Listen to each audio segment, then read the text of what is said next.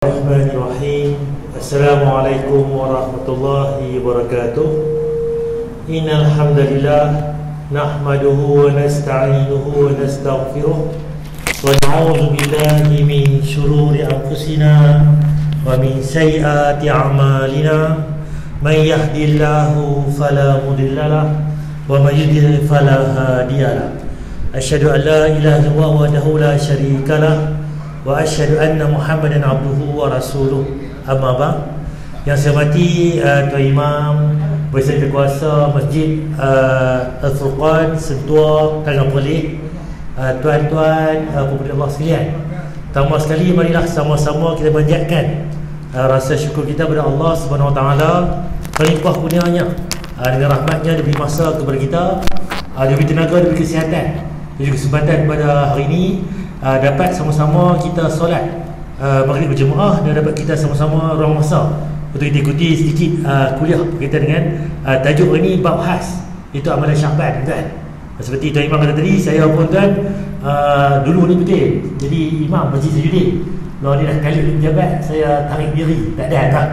Dan ada jemaah yang mana balik pada Yaman, Suriname tu, Sudan tu, dia jadi imam ni. Saya pun lapang lah. Cuma saya ada mengajar lah, tamir-tamir. Dan saya bertugas di sektor Bikin Islam JPM Kolej di Kanyang ni lah. Kemudian pada hari ni pun saya ganti Ustaz Safi akan ikut kuliah dia. Kemudian saya pun hari kebetulan main di deployment jadual baru ni, hari Selasa malam genap ni saya free, hari ganji saya free. Jadi itu yang jadi boleh terima apa Cikgu Sabri ajak saya main, saya pun boleh lah malam ni. Pada hari ni tu saya pun nak pilih tajuk apa ni dah tak pernah tu kan, kena pula bulan Syaban. Hari ni tuan-tuan tarikh 16 Syaban, tadi maghrib dah masuk 17 Syaban. Apa cerita tentang Syaban ni, apa kelebihan Syaban, kita sentuh balik. Yang banyak ubat lah ni, ada amalan-amalan yang mana yang kita pun tak boleh pasti betul tak betul, dan mana yang betul, nak tengok balik. Semua benda tu kita akan nilai balik dengan tapis, iaitu sumbernya Al-Quran dan As-Sunnah. Allah dah kata Arab, Nabi dah kata Arab. Itu macam penapis kita tentang ibadah ni. Okey, sebelum saya nabi pada tajuk kita hari ni, saya akan sentuh sikit tuan-tuan tentang semayang. Kita hari-hari semayang kan, subuh, zuhur, asar, maghrib, isyak, solat qabliyah, solat ba'diyah, solat duha, solat witir, solat tahajud, hari-hari buat. Cuma nak tengok balik, nak ulang kaji cara sujud yang salah. Kok kita terbuat, kita tak perasan buat hari-hari. Rupanya benda ni tak betul. Yang betulnya macam mana? Kita tengok sekali apa yang Nabi beritahu tentang sujud yang salah ni, tuan-tuan.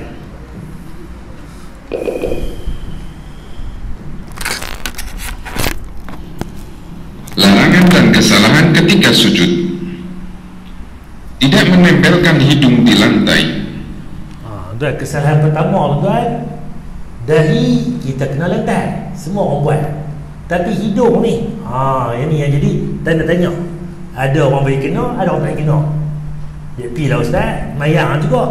Kita kata lagu tu. Tak, dahi hidung mesti kena lantai. Apa dalil dia tuan?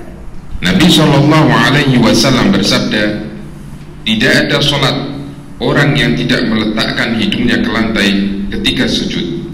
Nampak dalil dia? Tak ada solat siapa yang semayang dahi kena lantai tapi hidung tak kena. Dia mesti dua-dua ni kena lantai.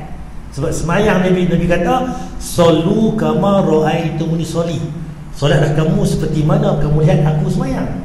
Siapa semayang? Nabi semayang. Tiru Nabi ajak macam mana? Ustaz, Nabi meninggal lama dah, 1400 tahun lepas, macam mana nak nampak, tak kelih pun. Betul dia kata lagu tu? Dah. Hadis sahih ada. Sahabat semayang maghrib tengok Nabi macam mana, subuh macam mana, zuhur macam mana, solat malam pula isteri dia tengok di rumah macam mana, tahajud macam mana, witir macam mana, semua himpun. Macam tu Nabi semayang. Daripada awal takbir sampai bagi salam, semua lengkap. Nabi tak tinggal satu pun pada kita, semua tu lengkap. Nabi SAW juga bersabda, la yaqbalullahu salatan la yusibul anfu minha ma yusibul jabin. Allah tidak menerima solat bagi orang yang tidak menempelkan hidungnya ke tanah sebagaimana dia menempelkan dahinya ke tanah. Dalil ketiga pula, Allah tak terima solat kita yang mana hamba dia ni semayang dahi dia tempel lekat kat dalam lantai, tapi hidung tak dekat. Dia mesti dua-dua ni kena. Atas tikar sejadah, dua-dua kena. Atas kapet, dua-dua kena. Atas di rumah, tikar getah ke, atas bendang ke, di rumah, di kebun ke, mana ke, semua mesti kena lantai dua-dua ni. Tang mana kita sujud, tentulah dua-dua ni mesti kena, tuan. Hadis ini berdasarkan riwayat Ibnu Abi Syaibah, Abdul Razak, dan disahihkan oleh Al-Albani. Okey, untuk maklumat tuan-tuan, anggota sujud ni dia ada 7 anggota sujud. Pertama, dahi hidung 1, 2, 3 tapak tangan, 2 lutut, 4, 5, dan 2 kaki kita 6, 7. 7 anggota sujud mesti kena lantai.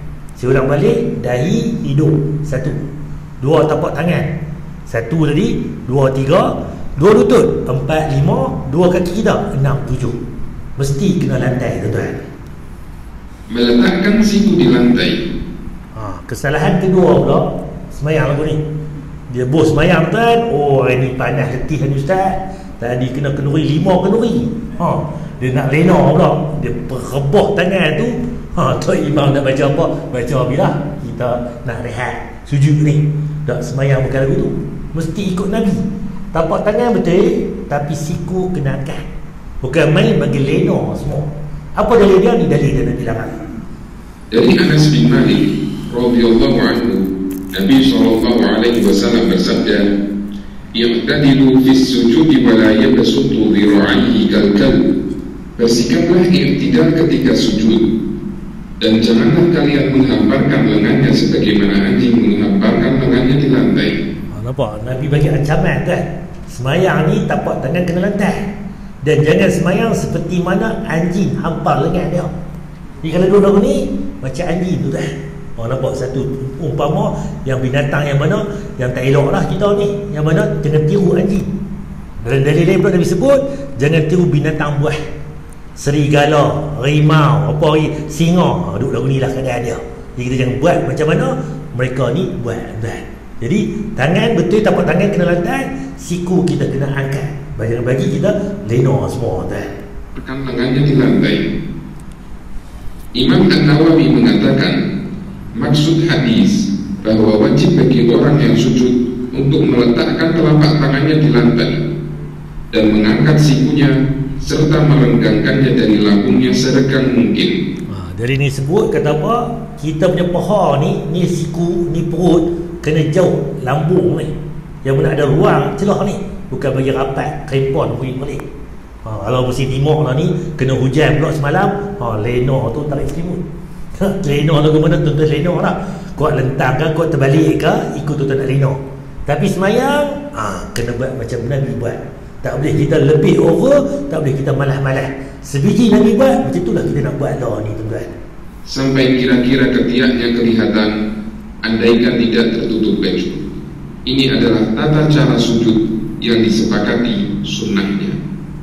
Membaca Al-Quran. Okey, sujud yang betul macam mana? Ni tuan-tuan, dahi hidung kena lantai 1, 2 tapak tangan, 2 lutut kita kena lantai, dan belakang tu hujung kaki kita.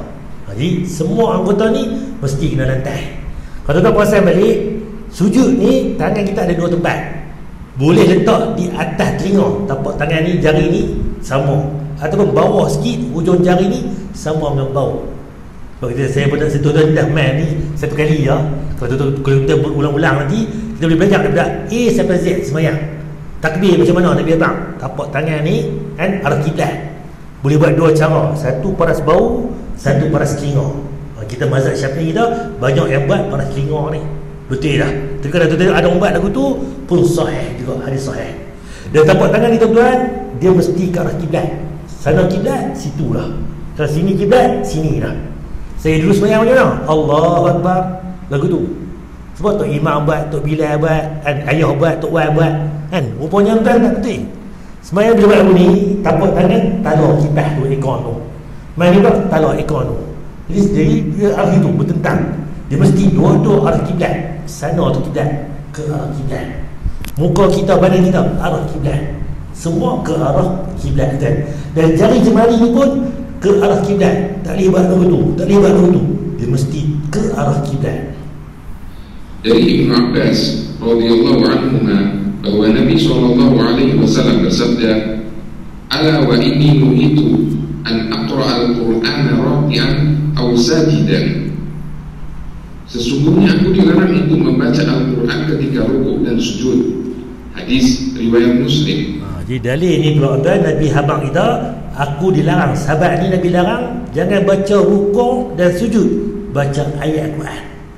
Bila nak baca, tadi dah baca dah Al-Fatihah, baca dah surah apa silakan, tu tempat dia. Bila rukuk dan sujud, bukan baca ayat Quran dah, kita puji Allah, kita berdoa kepada Allah, itu tempat dia. Ni dah duduk sujud ni, qul huwallahu ahad Allahu samad, tak kena kan, sembahyang betul, tapi bacaan tu tak kena tempat. Jadi tempat dia mana? Tadi lepas Al-Fatihah, surah apa yang kita hafal. Sujud bukan baca surah, bukan baca ayat Al-Quran. Ali bin Abi Thalib mengatakan, Rasulullah SAW melarangku membaca Al-Quran ketika rukuk dan sujud. Hadis riwayat Muslim. Nampak? Hadis Muslim Nabi ulang lagi pada sahabat yang lain. Ketika rukuk sujud bukan baca Quran, baca apa tu munajat kepada Allah dan juga zikir dan sebagainya. Itu tempat dia. Catatan: dibolehkan membaca doa dari Al-Quran ketika sujud, namun dengan niat membaca doa, bukan membaca Al-Quran. Ustaz, macam mana ni?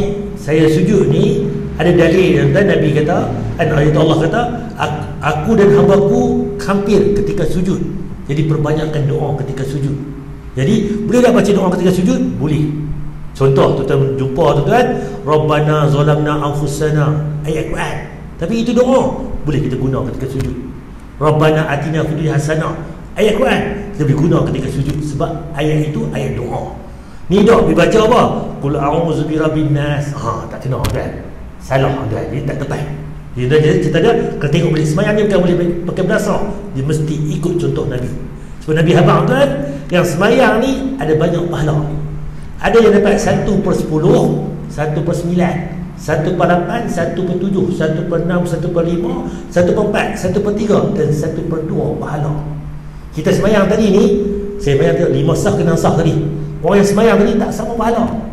Mungkin sah kedua ni banyak pahala pada sah pertama. Mungkin yang main masbuk tu lebih pada Tok Imam. Contohnya sembahyang Allahu Akbar, hari ni hari Selasa, hari Sabtu itu terlupa kenduri kan, jiran panggil ramai medan tu, terlupa lah. Allahu Akbar, hari main blok, anak minta duit ni, lupa masuk duit, tanya macam-macam. Allahu Akbar, tak tahu pergi mana lagi ni, lah salam dah, tak tahu mana-mana. Jadi pahala orang semayang ni tak sama. Tak boleh semayang elok, tapi tadi wuduk tadi kat rumah cincang ceh habis. Nampak? Mungkin wuduk dia elok, tapi main ni dia galik semayang. Jadi semua tu dikira satu sempurnanya semayang. Jadi setiap orang semayang tak sama pahala dia. Sebab tu kan kita nak benda seboleh mungkin macam mana sempurnanya semayang tu. Keterangan selengkapnya diuraikan di pembahasan tentang berdoa ketika sujud. Menyibat rambut yang menjuntai ke bawah. Ni tarik remeh kan. Lelaki lah. Kita orang tua-tua ni dok lah kot. Okay. Sekolah menengah dulu ni, tu dia dengan afro tu. Zaman tuan-tuan lah. Zaman saya tak ada lah. Jadi kan, dia remeh tak sanggup ni. Jadi macam mana tuan semayang ni? Dari Ibnu Abbas radhiyallahu anhu, Nabi SAW bersabda, "Umirtu an asjuda ala sab'atin la akuffu asy-sya'ra wa la thiyab." Aku diperintahkan untuk sujud dengan bertumpu dengan 7 anggota sujud, dan aku dilarang untuk menyibat rambut dan melinting pakaian. Nampak Nabi disebut sini kan, bila semayang ni 7 anggota sujud. Dahi, hidung 1, 2 tapak tangan, 2 lutut dan 2 hujung jari. Kemudian Nabi habaq pula, jangan kita sebab rambut, kaih remoy, tarik rambut tu. Dia cerita dia, semayang Nabi habaq, bila semayang ni sunnahnya tutup kepala. Kalau tutup kepala, kita tutup main ni, buh kepiah, buh lebay, buh songkok. Kita di Malaysia tu pakaian kita. Pergi kat Indonesia, dia buh wak karman, wak karjo, kepiah Indonesia tu. Pergi dekat Turki pula, dia buh apa tu, kepiah tinggi dia, ada terbus pula, contoh. Pergi Arab pula, dia pakai kepiah dia buh apa tu, kain atas kepala sebenarnya, dia buh ikat pula. Itu pakaian kan. Sunnahnya tutup kepala. Ustaz, saya main masjid hari ni terlupa bawa kepiah, sehingga juga azan main bayang rambut panjang. Bila sujud nanti jangan dukai rambut tu. Biar jatuh macam mana jatuh rambut, biar kat dia. Dan kita tak buat kepiah. Hari lain pakai kepiah tuan. Sebab apa Nabi larang kita dukai rambut. Ustaz bukan ada dalil kata dahi ni mesti kena lantai. Bila rambut jatuh, kita dahi kena rambut. Tu cerita lain. Sebab apa dah kita hari tak kepiah, jangan selok rambut. Jadi cerita dia lepas ni pakai kepiah tuan. Kalau kadang tuan rambut panjang hari tu, biar terjurai lagu mana pun tak ada masalah. Okey, yang kedua pula sin-sin. Tadi ni tuan, main wuduk lambat tadi, sin-sin baju ni, habis wuduk, clear dah. Habis sin-sin kain ni, baju ni, main nak semayang, kita kena berjatuh. Ni, kena berjatuh balik. Tak boleh kita biar dia sin-sin. Nabi larang tadi. Jangan kita lipat pakaian ketika semayang. Kena biar terjurai balik tuan. Tu dalil dia tuan. Jadi semua tu ada dalil tuan. Pakaian tidak menghadapkan jari-jari ke kiblat. Seringkali hal ini kita jumpai di kalangan kaum muslimin, padahal mereka mampu untuk melakukannya. Dia semayang je nak, dia buat lagu tu, dia kali ikutan dia. Semayang ni jari jemari ke arah kiblat. Tadi semayang takbir tapak arah kiblat. Semayang ni pula sujud, tangan jari jemari ke arah kiblat. Bukan buat lagu tu, dia mesti ke arah kiblat tuan. Baik jari kaki maupun jari tangan. Ada yang membiarkan jari kaki ke arah membelakangi kiblat. Ada yang sujud sambil bertumbuh dengan ujung-ujung jari tangan, sementara telapak tangannya diangkat. Semua ini menunjukkan kurangnya kesungguhan mereka dalam bersujud. Sebab apa? Kita pun tak belajar betul-betul, pakai ikut dah je. Orang buat lagu tu, banyak orang buat, ikut dah kita. Agama bukan main ikut, dia mesti belajar. Sebab tu berilmu, beriman dan beramal. Kena berilmu dulu, belajar. Baru kita beriman dan kita amal. Orang Allah ni dia cari buat. Ustaz boleh buat lagu ni, saya buat lagu ni. Dia dah buat, orang tanya. Baguslah juga dia nak buat. Tapi ibadah ni dia mesti belajar dulu, baru kita buat. Baru betul. Ni dah buat dulu, dah salah dah, baru nak betul balik. Tak betul itu sebenarnya. Tapi dia bersegi bagusnya, dia mau cari. Daripada orang yang luar yang lain tu tak mau belajar langsung. Jadi kita tengok balik, kena berilmu betul macam mana baru kita buat tuan. Padahal Nabi SAW suka menghadapkan anggota tubuhnya ke arah kiblat ketika sholat, sampai beliau menghadapkan jari jempolnya ke arah kiblat. Semoga Allah membimbing kita untuk bisa melaksanakan sunnah-sunnah Nabi-Nya Sallallahu Alaihi Wasallam. Abang kata Nabi ni semua anggota sujud ni, badan dia ni semua ke arah kiblat. Berdiri arah kiblat, takbir arah kiblat, sujud pun jari arah kiblat. Bahkan tahiyat tuan, tasyahud, at-tahiyatul mubarakatus salawat ni, jari telunjuk ni ke arah kiblat. Bukan semua tu angkat sampai atas. Semua tu dia letak bawah je, talar ke arah tanah. Tak betul. Bila saya seterusnya kita nak, bila tahiyat ni ada 3 cara. Pertama tu boleh at-tahiyatul mubarakatus salawatut thayyibah, daripada awal tahiyat sampai habis, tak jadi tu statik. Dalilnya pun hadis sahih, Nabi mengarahkan syaratnya tahiyat daripada awal doa tahiyat tu sampai habis. Tu dalil pertama. Dalil yang kedua ni, kita buat dah ni, at-tahiyatul mubarakatus salawat asyhadu an la ilaha illallah. Kita angkat, ramai orang buat lagu ni pun sahih juga. Tapi angkat tu ke arah kiblat, bukan angkat tinggi lagu tu, bukan bawah lagu tu, dia mesti ke arah kiblat. Dalil yang ketiga pula, at-tahiyatul mubarakatus salawatut thayyibah tu dia gerak jari sampai habis. Ustaz macam mana ni, kacau saya sembahyang ni, jari gerak ni pun Nabi buat dan sebagainya. Jawapannya ada, macam mana? Sembahyang mata tengok tempat sujud, tengok tempat sujud. Bila tahiyat, Nabi beritahu hadis sahih, mata bukan tengok tempat sujud, tengok jari kita. At-tahiyatul mubarakatus salawat, tengok jari kita. Ni dah, tok imam lajunya, tok Bilal baru nak mula, tok siap ni lambat. Bukan, tak ada isu. Dia sebelah nak buat laju ke, ni nak angkat awal ke, ni nak angkat tengah ke, itu hak masing-masing. Sebab Nabi buat 3 cara. Tengok jari kita, selesai masalah. Ni dah, laju ustaz, dia sembahyang ni, tengok jari dia kacau saya sembahyang. Siapa suruh tengok jari dia? Nabi abang sahih, tengok jari kita. Apa betul kita belajar betul? Selesai masalah. Cuma mazhab kita di Malaysia ni, mazhab Syafi'i, asyhadu an la ilaha illallah tu baru dia angkat. Pun sahih juga, boleh beramal.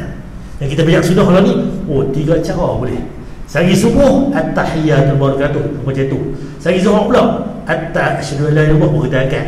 Putus hari pula, At-tahiyyatul barakatuh. 3 sunnah kita buat. Sebab apa? Nak menghidupkan sunnah orang lupa. Bila kita buat satu cara saja, saya orang buat cara lain. Oh, dia ni game mana pula? Bukan game mana? Game Nabi. Tapi dah cara tu tak ramai orang buat. Nampak tak? Itu Pak. Itu dia punya kelebihannya. Kita hidupkan sunnah yang dilupakan. Ada orang kata kita sesat kan? Kita tengok kat luar, polis sesat. Tak sesat. Sebab kita amalkan sunnah yang sahih. Ada Nabi buat, kita buat. Bahkan itu yang sahih kan? Jadi mazhab pula, kita tak tolak mazhab, kita ambil semua mazhab. Mazhab ni membantu kita kenal agama. Jadi masalah lah ni, hang geng aku, hang ikut aku. Hang bukan, dia bukan mazhab ni pecah orang, selok-selok orang tak. Kita mazhab ni membantu kita kenal agama. Sebab tu ahli sunnah wal jamaah. Tidak menempelkan kaki di lantai. Ni tuan, yang selain ni kau, dia angkat kaki tuan. Macam traktor tu, katu tu. Semayang bukan main katu tuan. Nak semayang tuan, ikut Nabi tuan. Ada sebagian orang yang sujud sambil mengangkat ujung kakinya ketika sujud, sehingga tidak menempel lantai atau alas sujud. Kau tuan ada buat lagu ni, lepas ni betul balik. Kau tak perasan. Kan? Lama dah buat. Lepas ni rasa kaki aku ni tak angkat. Rupanya tak angkat. Apa jatuh balik. Kalau dia jenis penyakit dia, bila dia sujud saja, kepala dia tu sains ni dia ada belajar. Dia cul lah nak jatuh badan, dia nak bela badan. Tu cerita lain lah. Bila main tua-tua ni kan tak tahu dia ada badan tu kan, semula jadi dia tu. Tu cerita lain. Ni daripada muda dulu sampai kelar dia buat lagu ni. Tu salah. Perbetul balik tuan. Tindakan ini termasuk perbuatan yang membahayakan karena bisa menyebabkan sujudnya batal, karena dia belum melengkapi 7 anggota sujud yang diperintahkan Allah melalui Nabi-Nya SAW. Sebab apa batal? Sebab 7 anggota sujud tak kena. Dahi hidung 1, 2 tapak tangan, 2, 3, 2 kaki lutut ni 4, 5 dan 2 kaki hujung jari ni 6, 7. 7 anggota sujud mesti kena lantai. Merapatkan kedua tangan dan meletakkannya di bawah dada. Kebiasaan ini kerap kita jumpai di kalangan wanita ketika sujud. Tuan, ni yang perempuan banyak buat kat belakang kan. Tuan, saya sendiri pun dah belajar tuan. Kita jumpa lelaki perempuan ni ada beza sembahyang. Kita dah tengok balik tuan-tuan, dari sahih Nabi sebut sallu kama raaitumuni sholli. Solatlah kamu seperti mana aku sembahyang. Siapa aku tu? Nabi sembahyang. Nak sembahyang tengok Nabi. Kalau betul ada beza, mesti Nabi pesan. Orang perempuan tengok Zainab, Fatimah, Aisyah. Laki tengok Abu Bakar, Osman, Ali sebagainya. Contoh. Tak ada riwayat pun. Daripada 40 tahun Nabi jadi Nabi sampai 23 Nabi wafat tu, takkan tak ada satu dalil perempuan ni beza sembahyang lelaki. Tak jumpa tu dah. Bahkan umur dadak ni ulama apa tu zaman Nabi orang perempuan, aku sembahyang seperti mana Nabi sembahyang. Okey, timbul soalan. Ustaz, yang ada luar beza ni memang mana ni? Itu ulama-ulama yang rincikan. Sebab apa kalau lelaki sembahyang dibuka kepok luar sebagainya, orang perempuan ni aurat tak seperti lelaki. Taklah kata dia buka bahasa pelik apa? Rempang kan, bahasa apa? Jadi cara orang apa? Jadi tak beradab lah. Gaya ni dia sopan santun sifat perempuan ni. Tu dia punya dari hujah apa ulama-ulama. Jadi cerita dia benda tu dipegang oleh mazhab-mazhab ni. Jadi dalam bab ni kita berlapang dada, tak ada masalah. Cuma dari sahihnya tak ada beza lelaki perempuan. Jadi cerita dia lelaki perempuan sama saja. Jadi bila jadi pandangan-pandangan mazhab ni, kita ambil dari tu ahli sunnah wal jamaah. Tu cerita dia, itu faham tak? Jadi lagu ni pun ya masih ya lagi. Tapi sebenarnya taklah kata kena rapat lagu tu, taklah kena memimpin tu, dia boleh buka dan sebagainya kan. Gitu kan.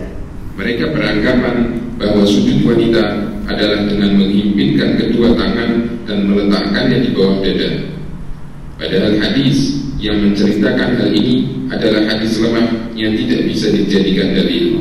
Kita jumpa kan ada hadis, tapi hadis yang lemah. Bila lemah ni tak boleh dijadikan dalil kan. Bila lawan yang sahih dia kalah kan. Dia mesti yang sahih kan. Sebagaimana yang telah diuraikan pada pembahasan sebelumnya tentang tata cara sujud wanita. Okey, ni bab semayang kan. Ni terus sujud. InsyaAllah ni lah. Depan nanti kalau kita ada ruang nanti, kita tengok bab-bab lain pula tentang semayang kita ni. Okey, tajuk kita hari ni tuan-tuan berkaitan dengan bulan Syaban. Tak lama kan. Okey, bulan Syaban secara umumnya adalah bulan mulia. Apa dia tuan-tuan? Pertama tuan-tuan, ni dalil apa dalil? Ni hujah yang mana satu negara di luar tuan disambut tentang nisfu Syaban. Bila ni 2 hari lepas. Iaitu nisfu Syaban ni dia ada nama macam-macam. Ni lain tempat, lain bahasa. Dia kata nama Lailatul Bara'ah, malam keberkatan. Lailatul Nis min Syaban. Afghanistan, Bangladesh, Pakistan, Iran, India ni banyak yang duk sambut. Dia berkata pula malam itu sebagai malam pengampunan dosa, malam berdoa dan malam pembebasan. Jadi cerita dia ada tempat yang buat.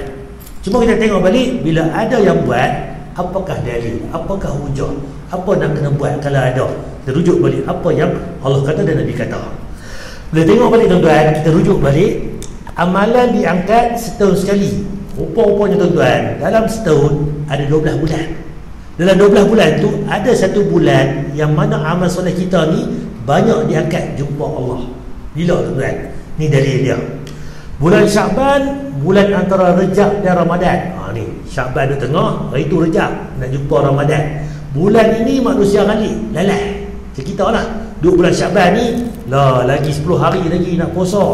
Tak beli lagi ikan kering, tak beli lagi perasam, tak beli apa, tolong itik masin. Kalau dah. Sebab apa? Nak sambut Ramadan ni semangat ni. Terlupa kata kita duduk di bulan Syaban pun hebat juga kerjaan dia. Nampak? Jadi ramai orang balik. Bulan tersebut adalah bulan dinaikkan pelbagai amalan kepada Allah. Dalam bulan Syaban lah ni banyaknya amal soleh diangkat jumpa Allah, tuan. Rabb semesta alam, Tuhan sekalian alam. Oleh kerana itu aku amatlah suka berpuasa ketika amal aku dinaikkan. Nabi ni sifat dia, bila dia ada amal soleh nak diangkat ni, dia rajin berpuasa. Dengan puasa tu ada amal soleh diangkat sama kepada Allah. Itu dalil dia. Jadi kesimpulannya, sepanjang bulan Syaban boleh banyak puasa. 1 Syaban, hari ni 16, 17 dah, sampai habis Syaban ni perbanyakkan puasa. Nak puasa hari-hari boleh, selang-selang boleh, bercelup-celup boleh, ikut tuan-tuan, terpulang ikut kekuatan kita. Hadis An-Nasa'i, hadis ini hasan. Walaupun hasan, dia kuat dengan hadis yang kedua ni, hadis sahih Bukhari Muslim. Amalan manusia dihadapkan pada setiap minggunya 2 kali. Kita ni, amalan kita ni dalam seminggu ada 2 hari, Isnin sehari, Khamis sehari. Sebab tu Nabi suka puasa Isnin Khamis. Dalam seminggu ada 7 hari. 7 hari ni ada 2 hari amalan diangkat jumpa Allah. Bila? Isnin sekali, Khamis sekali. Setiap hamba yang beriman akan diampuni. Setiap manusia yang beriman ni Allah ampun dosa dia. Kecuali siapa? Manusia yang bergaduh antara sesama mereka. Kalau kita bergaduh dengan kawan kita, minta maaf. Adik-beradik kita, sahabat handai kita, jiran tetangga kita, minta maaf, kan? Kalau tuan-tuan tak buat lagu tu, ni dalil dia. Tinggalkanlah mereka sampai keduanya berdamai. Semayang kita, puasa kita, haji kita, bagus ni main masjid. Tiba-tiba kih harum manis di rumah je. Duk terjuntai rumah aku ni, 5 tahun dah ni ikut nak bagi sebiji. Masa buka tu sampai 5 tahun gaduh, tuan. Nampak tuan? Cerita dia apa? Kita semayang kita, puasa kita ni ada pahala, tapi tak dipersembah kepada Allah, tak diaudit, tak dikira rugi, tuan. Contohlah, ada RM1 simpan, sebulan bagi 100 kat bank. Buh kat bank 100, cukup sebulan, bawa buku picek. 12 bulan ni kalau ikut ada 1,200. Sebulan 100 simpan, kosong, tak ada apa. Macam mana tak ada? Sama juga kita ni, ibadah kita, puasa, zakat, haji ni ada pahala. Pergi akhirat nanti, tak ada apa, kosong. Bukan kata Allah tak terima, Allah tak diangkat jumpa Allah pun. Bayangkan tuan, macam mana nak diangkat ni? Kena berbaik balik. Ustaz dia yang mula, dia yang buat cari pasal, dia lah kena minta maaf. Nak tunggu dia minta maaf pakai doa lah tuan-tuan. Dia yang cari pasal, kita kena pergi minta maaf dia. Sebab apa? Takut-takut nanti amal soleh kita tak diangkat jumpa Allah. Jumpa dia minta maaf, mat, lama tak jumpa hang ni, aku minta maaf dosa kita dulu ni. Aku pun minta maaf kat hang lah, apa semua. Selesai. Okey. Tetapi jumpa dia, makin melampau, makin berlagak, makin nak banyak cerita ni, tak mau nak gaduh lagi ni. Serah itu dia dengan Allah. Kita dah usaha dah nak berbaik. Sebab apa? Takut ni, kerana kes gaduh harum manis, amal soleh kita tak diangkat jumpa Allah. Sebab Nabi kata apa? Tinggallah mereka sampai keduanya berdamai. Lagi tak berdamai, lagi itulah kita kena clear. kakak kita, adik-beradik kita, kes tanah ke, kes apa ke, kes jiran ke, kes kawan ke, semua kena clear tuan. Hadis Muslim. Okey, hadis palsu tuan. Bulan apa tu, Syaban, Rejab dan Ramadan ni ada hadis palsu. Apa dia tuan? Rejab bulan Allah, Syaban bulanku, dan Ramadan bulan umatku. Bila cek-cek balik tuan, rupa-rupanya ni hadis palsu. Siapa sebut? Ibnu Jahdam. Nama dia Ali bin Abdullah bin Jahdam Al-Zaid. Kita tu tengok tuan di apa tu majalah ke, di buku ke apa ke, kita kitab ke, kalau jumpa ayat ni, ini bukan daripada kata-kata Nabi. Ni adalah hadis palsu. Kalau kita kata ni kata-kata biasa, gagah lagi. Oh, ni Nabi kata ni. Dia kata Nabi kata tu, buat main dalil. Mana Nabi kata? Hadis ni tak ada Nabi kata, tak jumpa tuan. Bahkan ini hadis palsu tuan. Okey, dalil yang kedua. Ni pun dalil yang sangat lemah, dhaif jidan. Daripada Aisyah radhiyallahu, dia berkata, pada suatu malam aku kehilangan Nabi. Lalu aku keluar, ternyata baginda berada di Baqi'. Lalu Rasulullah SAW bersabda, satu hari Nabi tidur di rumah Aisyah dia. Malam itu Aisyah cari Nabi tak ada. Jadi Aisyah pun keluar cari, Nabi duduk di Baqi', tepi rumah dia. Masjid Nabi depan tu kiblat, sebelah kiri rumah Nabi, masjid Nabi tu ada rumah Aisyah. Langkah saja masuk rumah Aisyah. Dan di situlah Nabi meninggal, wafat. Sebab tak mana Nabi meninggal, tentulah Nabi disimpan, dikebumikan. Sebab tu dia ada makam Nabi di sebelah kiri. Kemudian kalau jalan lagi, sebelah kiri lagi jumpa kubur Baqi', banyak kubur. Jadi pada malam itu Nabi pergi ke tepi kubur tu. Dan Nabi SAW bersabda, apakah kamu takut padahal Allah dan Rasulnya menjaga kamu? Wahai Aisyah, takut apa kamu ni? Aku Nabi dan Allah ni menjaga kamu. Aisyah menjawab, ya Rasulullah, saya mengira engkau mendatangi sebagai isteri yang lain. Aku disangka engkau tak ada tadi, pergi rumah isteri lain. Tu Aisyah kata. Kemudian apa baginda bersabda, sesungguhnya pada malam nisfu Syaban Allah turun ke langit dunia, lalu mengampuni lebih banyak dosa daripada banyaknya bulu kambing Bani Khab. Bani Khab ni antara kabilah Arab yang bulu kambing banyak. Kalau kambing tu banyak kan, dosa manusia banyak mana pun, lebih banyak pada bulu kambing, Allah akan ampun. Bila cek-cek balik, hadis ini riwayat Ahmad, Tirmizi, dhaif jidan, sangat-sangat lemah, tak boleh jadi hujah tuan. Itu yang kata hadis tentang Syaban ni banyak, tapi banyak yang lemah, palsu, bahkan direka-reka tuan. Dan banyak unsur-unsur Syiah dalam hadis apa tu Syaban ni tuan. Okey, kita lagi. Ada hadis sahih? Ada tuan. Apa hadis sahih tentang Syaban ni? Ini dalil dia. Hadis yang boleh dipegang dalam masalah nisfu Syaban ni, nisfu Syaban ni 15 Syaban, 2 hari lepas hari tu ni. Allah melihat kepada hambanya pada malam nisfu Syaban, maka dia ampuni semua hamba-hambanya kecuali musyrik. Allah akan ampun dosa kita ni, semua dosa kita ni yang mana beriman, kecuali dia ni syirik. Ketika nak mereka jumpa Tok Pawang, jumpa Tok Bomo, duk pergi jumpa benda-benda tahyul, apa benda khurafat ni, kalau buat benda lagu tu, Allah tak ampun. Kalau tak ada dosa tu, Allah ampun semua dosa lain. Dan yang bermusuh, yang bergaduh, siapa yang bergaduh ni, perkelia tu. Kalau tak selesai bergaduh, lagi itulah kita tak diampun oleh Allah dan tak diterima amalan kita. Iaitu hadis Ibnu Hibban, Al-Bazar dan lainnya. Ada dalil sahih, ni dalil dia. Jadi Albani mensahihkan hadis ini. Bila cek balik tuan-tuan, hadis ini tak ajak kita apa nak buat amalan malam tu. Main maghrib tu sampai ke esok subuh, apa nak buat? Itu kita tanya. Tak ada kata kena buat acara tertentu, amalan tertentu dah khusus.